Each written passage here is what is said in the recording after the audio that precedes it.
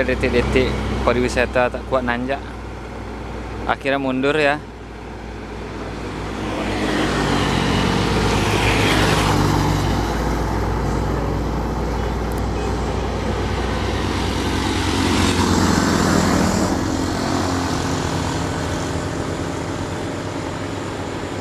Mudah-mudahan kuat.